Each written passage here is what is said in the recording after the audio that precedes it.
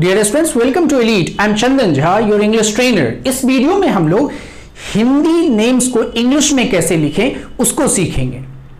Hindi names को जब आप इंग्लिश में लिखते हैं उसका क्या क्या रूल्स हो सकता है, कैसे इजीली लिख सकते हैं, साथ ही साथ कुछ डिफिकल्ट नेम्स जिसको इंग्लिश में कुछ और लिखते हैं, हिंदी में कुछ और पढ़ते हैं, सारी चीजों को डिटेल में सीखेंगे।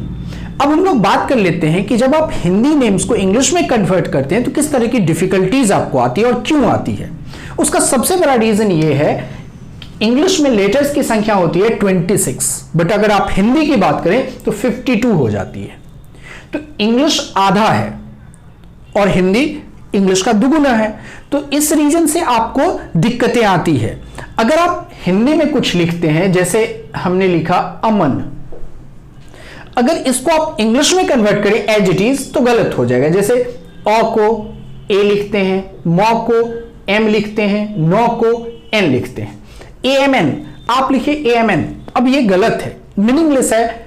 हालांकि आपने सही ट्रांसलेट किया फिर भी ये गलत है। इसका सही होता है AMAN, यानी यहां मौ के लिए MA आ गया, यहां नो है फिर भी N हुआ, N के साथ A नहीं आया। ऐसा क्यों हुआ, आगे हम लोग रूल्स के थ्रू उसको जानने का प्रयास करते हैं। डियर स्टूडेंट्स, अब हम लोग रूल्स देखते हैं। जब आप हिंदी नाम को इंग्लिश में लिखते हैं तो कैसे लिखें। तो उसका रूल नंबर 1 है, अगर हिंदी का कोई कॉन्सोनेंट हो, कोई भी कॉन्सोनेंट, तो आप अगर वह कॉन्सोनेंट स्टार्टिंग में आए या मिडिल में आए तो एक ही रूल फॉलो होगा। वह रूल यह है कि उस लेटर को जब इंग्लिश में करेंगे तो उस लेटर का इंग्लिश करने के बाद ए उसमें एक्स्ट्रा ऐड कर देंगे। जैसे नौ म न, इसमें मौ बीच में है, तो बीच में है तो मौ को इंग्लिश में एम लिखते हैं, आपको एम ए लिखना होगा मौ के लिए। स्टार्टिंग में आए म न न, मनन, ये स्टार्टिंग में है, इसको भी जब इंग्लिश में आप पूरा लिखेंगे तो एम ए कर देंगे। लेकिन अगर अंत में आए, एन यानी अंत में आए, तो उस लेटर का इंग्लिश लिखने के बाद ए उसमें ऐड नहीं करेंगे, सिर्फ लेटर का इंग्लिश ही होगा। जैसे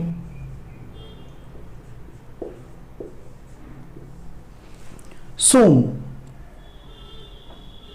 तो यहां पर म लास्ट में है, तो लास्ट में है तो एम ही लिखेंगे, एम ए नहीं करेंगे। अब हम लोग बात कर लें, अगर कॉन्सोनेंट लेटर हिंदी का कोई आधा लिखना हो, उसको कैसे लिखेंगे। अगर आधा लिखना हो तब भी आप इसी एंड वाले रूल को फॉलो करेंगे, सिर्फ लेटर का इंग्लिश लिखेंगे। जैसे अम्ल, इसमें मौ आधा है, तो अगर मौ लिखना हो तो आपको एम ही लिखना पड़ेगा।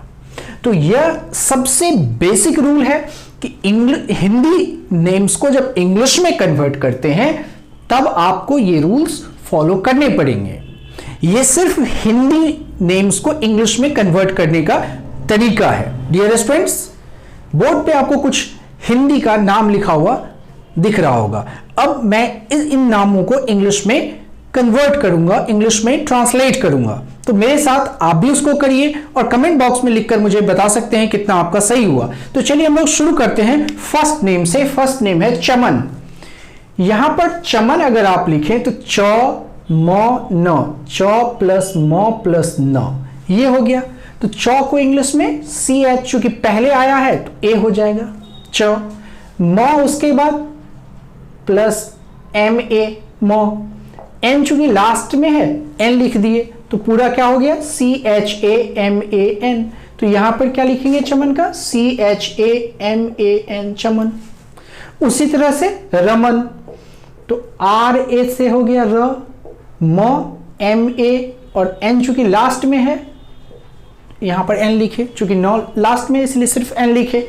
नेक्स्ट है कनक, KA क, NA न और फिर K। यहां पर पहला जो क है स्टार्टिंग में है इसीलिए KA लिखे, लास्ट का क चूंकि लास्ट में आया है ये क इसीलिए इसमें सिर्फ K लिखे, तो KANAK कनक। नेक्स्ट है मोहन, यहां MO होगा, यहां पर O लगा हुआ है इसीलिए A नहीं लगाएंगे, O लगाएंगे, तो MO ह है HA और N चूंकि लास्ट में है इसीलिए N। नेक्स्ट कबीर, KA क, इसमें बौद्धिकार है KI और फिर R, KABIR कबीर। नेक्स्ट चंदन, चौ पूरा है इसलिए CHA, N आधा है इसीलिए सिर्फ N, नौ आधा है इसलिए N, द पूरा है तो DA और फिर नौ पूरा है लेकिन लास्ट में है इसलिए N, CHANDAN चंदन। नेक्स्ट राधा, RA आ है इसलिए A लग गया, धा DHA राधा। नेक्स्ट है श्याम, SH से श लिखते हैं चूंकि आधा है इसलिए A नहीं लिखेंगे।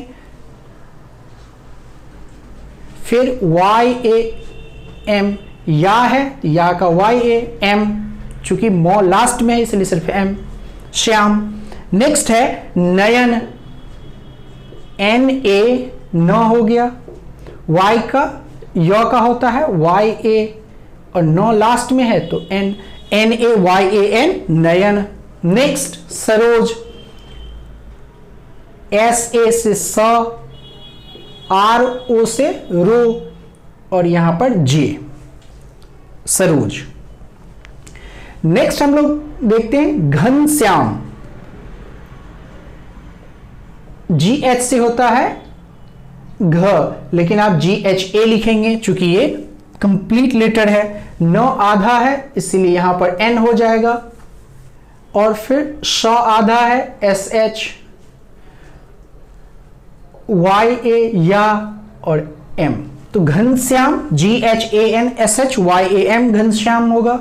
नेक्स्ट विश्वकर्मा, VI V हो गया, SH स के लिए, WA व के लिए, KA क के लिए,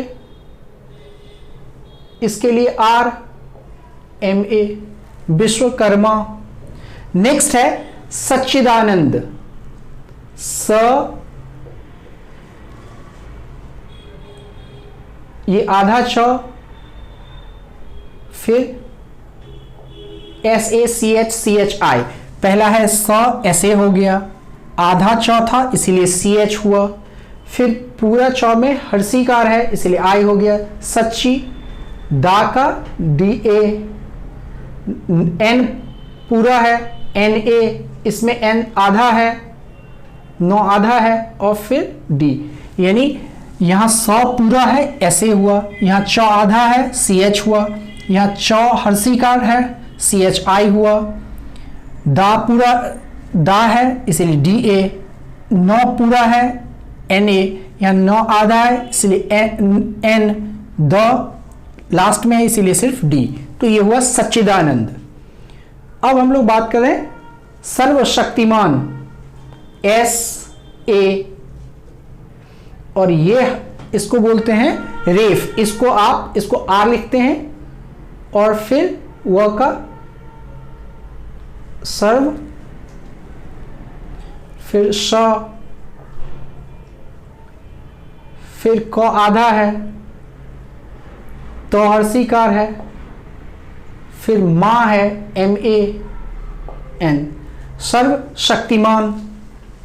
नेक्स्ट है प्रियरंजन, PRI प्री हो गया, य का YA, रन है run RAN run, JA last में 9 है N प्रियरंजन। नेक्स्ट है प्रियदर्शी, PRIYA प्रिय, DAR सौदृहीकार प्रियदर्शी।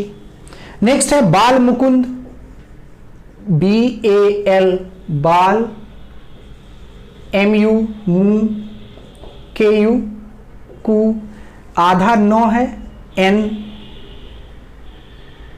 D बाल मुकुंद। अगला है राधे श्याम, रा, DHE धे, SH चूंकि आधा सौ है, YA चूंकि या है, और M राधे श्याम।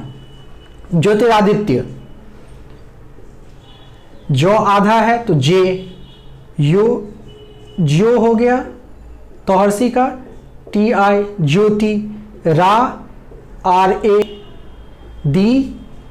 DI, आधा तो TYA। नेक्स्ट है रामानुजन,